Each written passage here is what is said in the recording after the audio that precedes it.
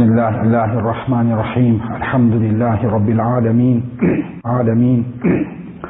والصلاة والسلام على سيد المرسلين وعلى آله وصحبه أجمعين إلى يوم الدين. أما بعد فأعوذ بالله من الشيطان الرجيم. بسم الله الرحمن الرحيم. الرجال قوامون على النساء بما فضل الله بعضهم على بعض. صدق الله العظيم. My dear respected brothers and elders in Islam, first and foremost, I would like to supplicate and make dua to Allah Ta'ala.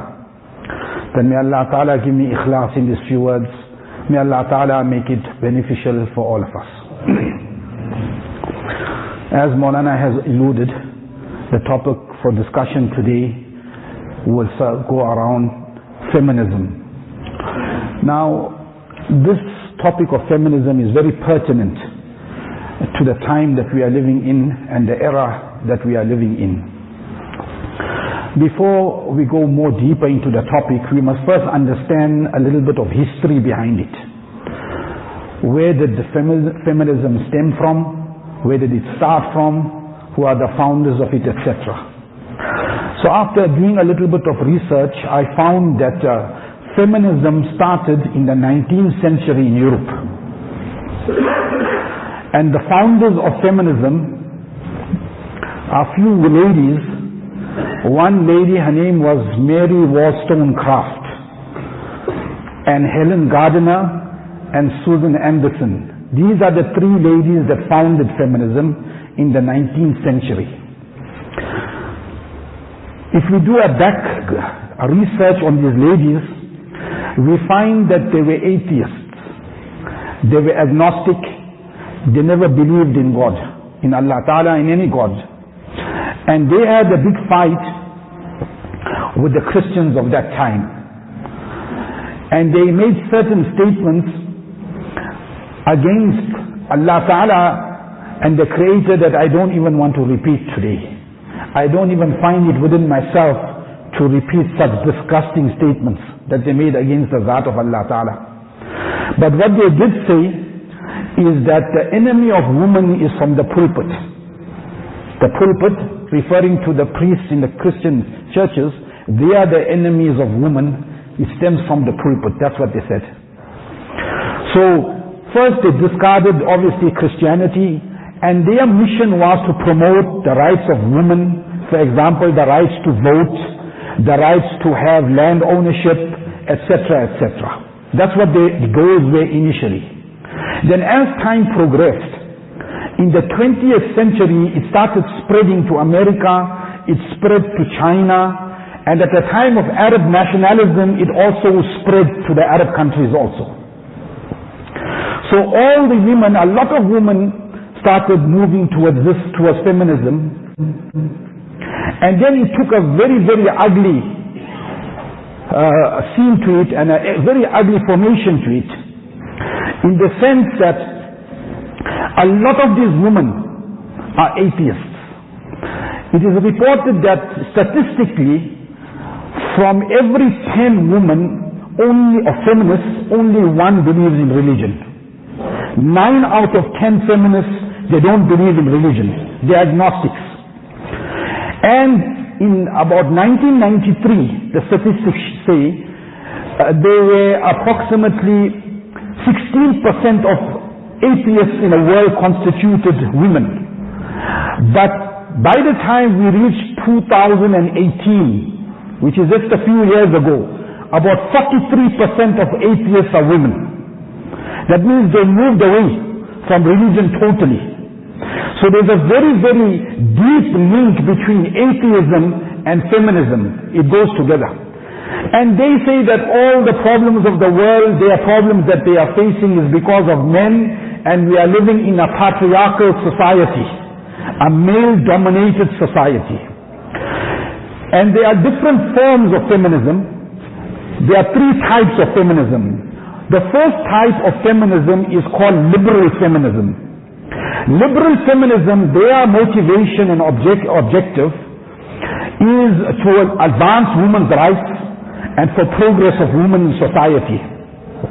Obviously, feminism What is the definition of feminism? They say it's an ideology in which they advocate that men and women are equal socially, economically, politically, in all spheres of life. Men and women are equal. Women are equal.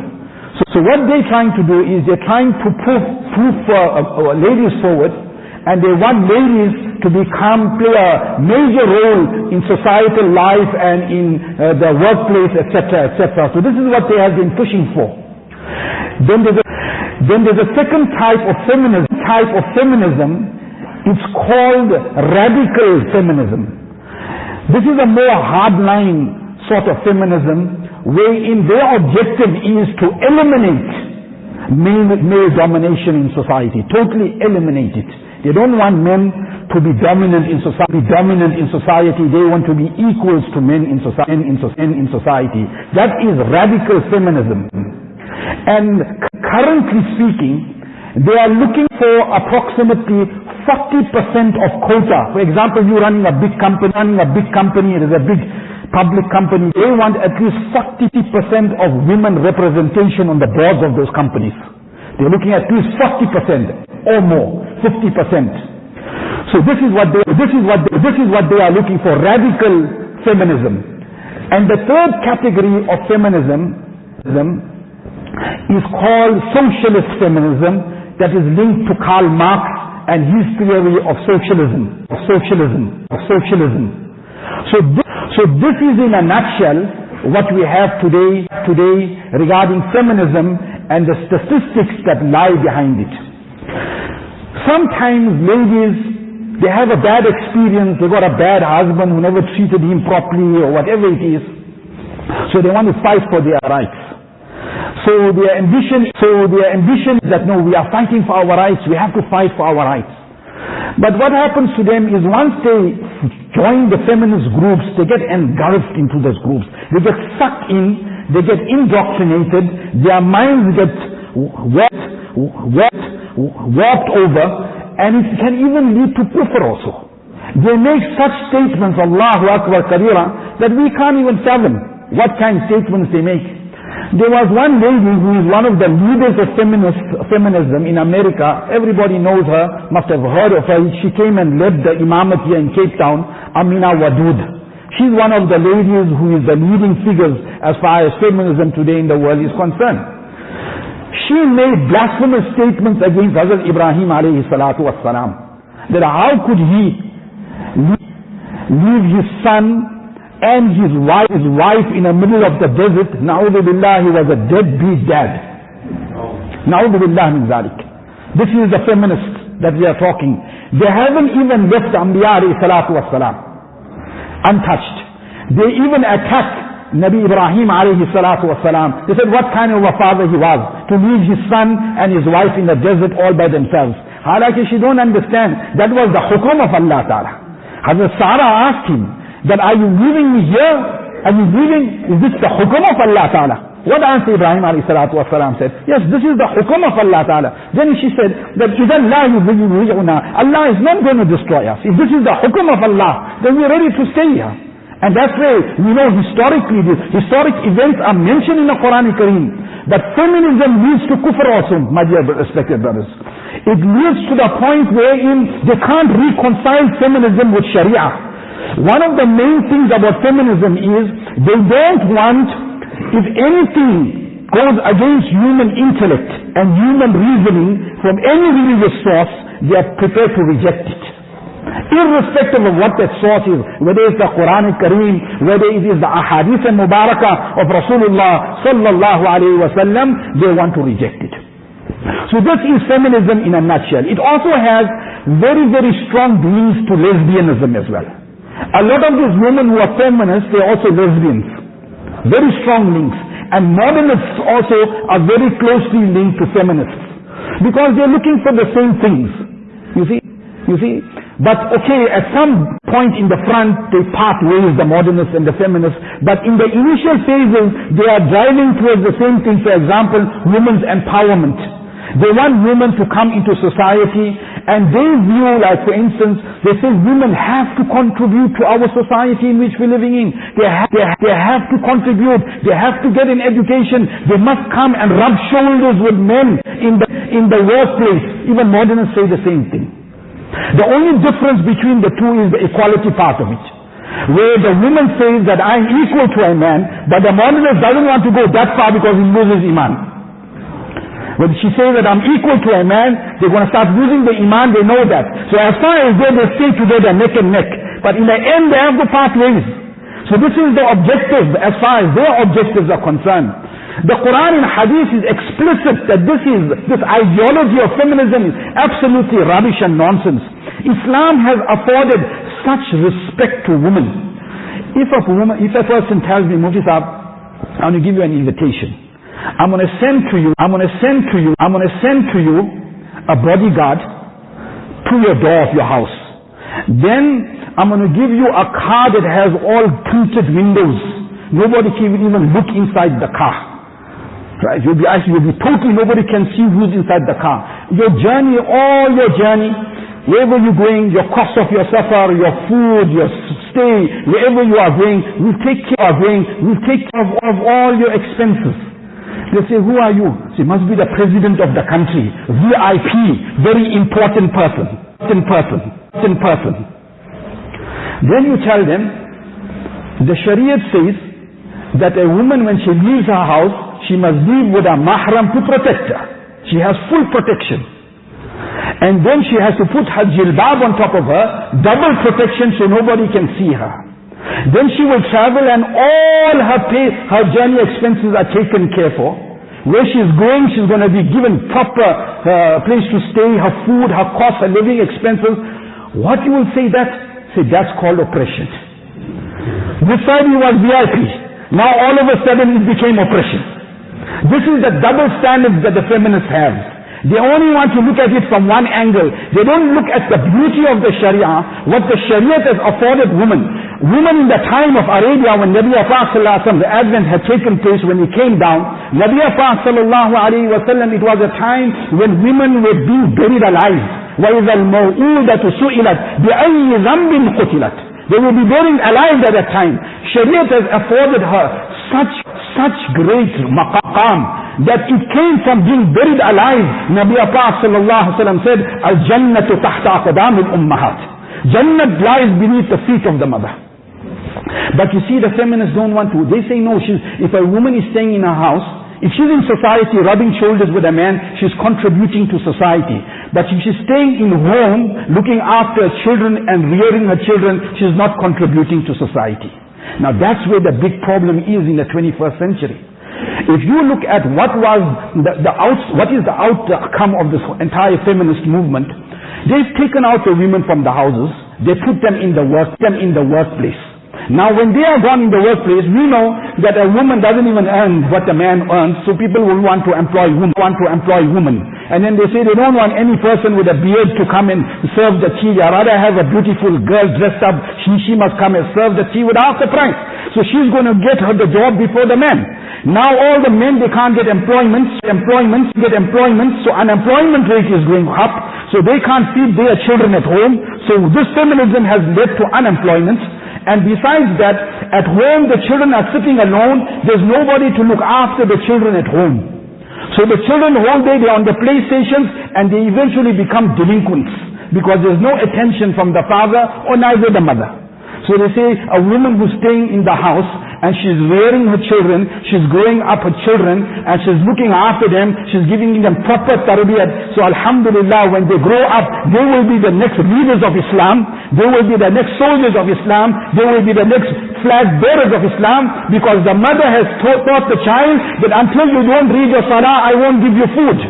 The mother has taught the child the awaz of the kalima. The mother has taught the child when the azan is going must answer. Now that woman that's gone and she's doing her job out there, and said that where the child is going to get that tarbiyat from? When the child grows up, when namaz becomes value for him, he's not even going to read his salah. He's going to become a delinquent. So the women that are going out, they are not rearing children who are going to be the leaders of Islam. They are going to be rearing delinquents going forward. So this is the general thing. Yes, there are exclusions to the law, but this is the general formation. So a woman who is staying at home, she is not regarded as contributing to society, but that woman that is gone out there, then she, according to feminists, she is actually contributing to society. So this is the irony of the whole thing. And on top of that, if you look at the ayat karima, Nabi Pak Sallallahu Alaihi Wasallam said, "Ar-rijalu qawwamuna 'ala an-nisa," that the women have the hakimiyat over. Mufassir Kabir Ibn Kathir rahmatullah alayhi has said that the woman, the man is hakim over her, and he's hakim, he's ra'is over her, and besides ra'is, he is mu'addib idha a'wadat. If she goes crooked, he can strengthen her also. That's the meaning of qawwam. That's the meaning, he has total control over her. And bima faddal Allah, and two reasons were cited in the ayat karima, bima faddal Allahu ba'dahum ala ba'd.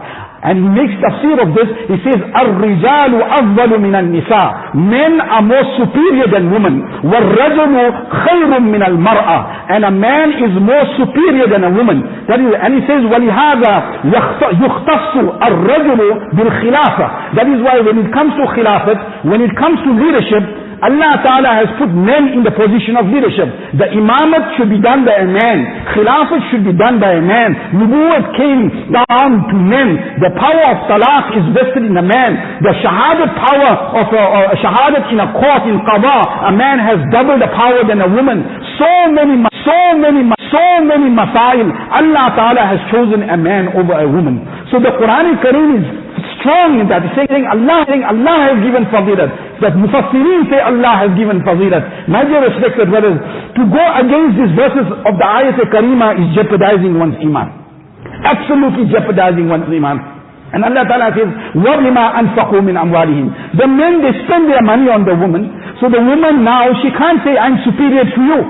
I'm superior," and he's looking after her, he's caring for her, he's giving her nafaqah, he's giving her sukna, he's giving her everything. So how can she be superior than to the man? And when it comes to imamat, there's a riwayat in Bukhari Sharif, narrated by Rasulullah sallallahu alayhi wa sallam, in which Rasulullah sallallahu alayhi wa sallam has said, "Lan yaflaha qawmun," will never be successful a nation, إِذَا وَلَّوْا أَمْرَهُمْ إِمْرَأَةً. أو كما قال النبي صلى الله عليه وسلم, a nation will never be successful if they entrust their leadership in the hands of a woman. This is the statement of Rasulullah sallallahu alaihi wasallam. A woman cannot take leadership position. She can't do that. And what we are fighting for? Equality, even political equality, even equality to vote, equality in everything. But we have to look at Allah Ta'ala hasn't created us. And it's ironical that they say that they're fighting for equality. So then we tell them that why don't you all also ask for equal rights, become mine workers also? Why don't you go in the mines and work with the mine workers? Why don't you go in the construction sites and go and say we also want equality in all this? And when it comes to Western kuffar sports also, why don't you say that women are no more going to compete with women, now women must compete with men? Why don't you say that? So it's not equality actually that they are looking for. They are looking for that they must be given preferential treatment. And one person said it quite ajib. He says it only when it suits them, then they talk about equality between men and women. He says if the ship is sinking in the ocean and the life raft is out and they're saying passengers must exit, then the law is that women and children must go first. So at that time, why didn't we say no, we want equality now? Why don't they say we want equality no more? Let's scrap that law, women and children must go first. Let everybody go first. Because we want equality in everything in life. So Allah has created different people with different potentials. Allah has not created us equal. So that a woman's physicality is weak compared to a man's physicality. In deen also she's weaker than a man. In aql also she's weaker than a man. Nabi Pak sallallahu alaihi wasallam has mentioned she's naqisat al-aql wad-deen. She's naqis in a deen and she's naqis in a aql. And Ibn Mufassir Kabir Ibn Kathir says that they asked Nabi sallallahu alaihi wasallam, why are we naqis? Why are we deficient? So he says, because they asked this question, that itself indicates that they are deficient. Had they had the understanding, they wouldn't have asked to pose this question to Nabi Pak sallallahu alaihi wasallam. Nevertheless, this doesn't mean that we as men must abuse women. Shariat has taught us that we must look after our wives. Nabi alayhi salatu wasalam said that the best of you is the best to his wife. If you are a good person, you will be good to his wife. My Ustaz and Muhtaram, Hazrat Maulana Yacoob Desai Sahab Rahmatullah Alayhi, who had done Mishkat Sharif under him, he should tell us that a person who makes ishq with his wife will reach the highest maqam of wilayat. A person who makes ishq with his wife will reach the highest maqam of wilayat. So therefore, you have to make little sabr also. So we have to make sabr with our wives. We must treat them properly. But one thing that must be made very clear and explicit, that man and woman are not equal.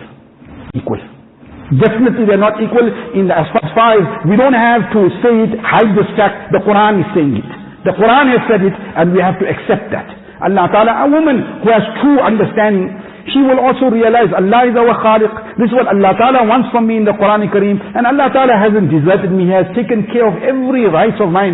She doesn't even have to go to work. She has a husband to support her. Allah forbid she gets divorced, or what happens to her is that, she doesn't have, she has asaba, her brothers, siblings, they are responsible for her. They have to look after. So Allah has given her this year. Now Shaitan has put this waswasa in our minds and said, no, we have to educate the woman, because what happens if we don't educate and she gets divorced, then what's going to happen? Now Shaitan put that waswasa in our minds. Shaitan has already taken care. Even if she gets divorced, there are other ways that she will be able to survive, inshallah al-aziz. So therefore, Allah Ta'ala must give us fahm salim. What we read and all that, this is all media hype regarding. We as Muslims, we can't fall into that trap of Western women and their mindset. Our minds are clear. We understand what role a woman plays in society. We understand what role a man plays in society. And today's whole society of ours is gone upside down is because of this very same reason. We are not playing the roles that we are supposed to be playing. For that reason we are having these problems today on this earth. May Allah subhanahu wa ta'ala remove all these fitnas that we are facing. And then all these women folk who are going into the feminism, may Allah protect their iman. Because it comes to a point where it becomes a touch and go situation where the Mufti has to make million ta'weels to save their iman.